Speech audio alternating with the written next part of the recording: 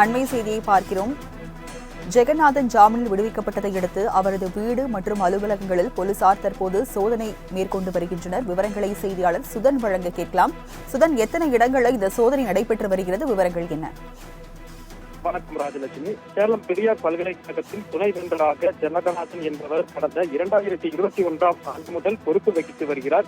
இவர் மீது பல்வேறு முறைகேட்டு புகார்கள் வந்த வண்ணமே இருந்தது. இந்த நிலையில் துணைவேந்தர் ஜெகநாதன் மற்றும் அவரது கூட்டாளிகளான பொறுப்பு பதிவாளர் தங்கவேல், கணினி அறிவியல் துறை இணை பேராசிரியர் சதீஷ், திருச்சி பாரதிதாசன் பல்கலைக்கழக பேராசிரியர் ராம்கணேஷ் ஆகியோர் இணைந்து சமீபத்தில் கூட்டர் என்ற நிறுவனத்தை தொடங்கியிருந்தனர்.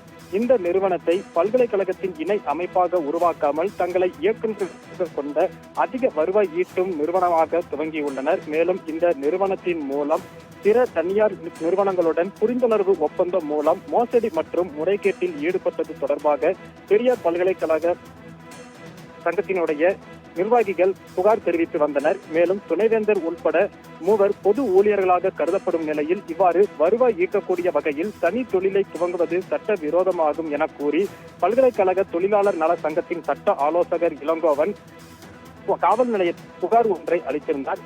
அந்த புகாரின் பேரில் கூட்டு சதி செய்தல், மோசடி செய்தல், ஆவணங்களை போலியாக தயாரித்தல், அரசு ஊழியராக இருந்து கொண்டு ஏமாற்றுதல், குற்றம் செய்ய முயற்சி செய்தல் மற்றும் வன்கொடுமை தடுப்பு சட்டம் என ஜெகநாதன் மீது 8 பிரிவுகளின் கீழ் வழக்கு பதிவு செய்யப்பட்டு நேற்று அவர் கைது செய்யப்பட்டார். அதனைத் தொடர்ந்து அவருக்கு மருத்துவ பரிசோதனைகள் செய்யப்பட்டு நள்ளிரவு நீதிமன்றத்தில் ஆஜர்படுத்தப்பட்டார். அப்போது நீதிபதி அவருக்கு 7 நாட்கள் சூரமங்கலம் காவல் நிலையத்தில் நேரில் ஆஜரமாகி கையெழுத்திட வேண்டும் என நிபந்தனையுடன் கூடிய ஜாமீன் வழங்கி உத்தரவிட்டார். அதைத் தொடர்ந்து ஜெகநாதன் இன்று முதல் நாளாக சூரமங்கலம் காவல் நிலையத்தில் இன்று காலை நேரில் ஆஜரமாகி கையொப்பமிட்டு சென்றார்.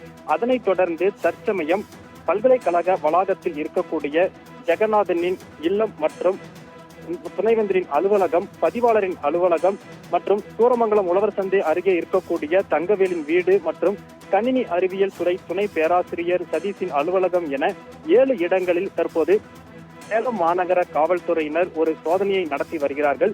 இந்த சோதனையில் தற்போது அவர் மீது எழுந்திருக்கக்கூடிய குற்றச்சாட்டு தொடர்பான ஆவணங்கள் ஏதேனும் இருக்கிறதா என்பது குறித்து இந்த சோதனை மேற்கொள்ளப்பட்டு வருவதாக காவல்துறை வட்டாரத்தில் தற்போது தெரிவிக்கப்பட்டிருக்கிறது. மேலும் பல்கலைக்கழகத்தில் 100க்கும் மேற்பட்ட போலீசார் சோதனையில் ஈடுபட்டு வருவதால் பல்கலைக்கழக வளாகம் முழுவதும் தற்போது பரபரப்பு நிரம்பி காணப்படுகிறது. ராஜலட்சுமி, விவரங்களுக்கு நன்றி சுதன்.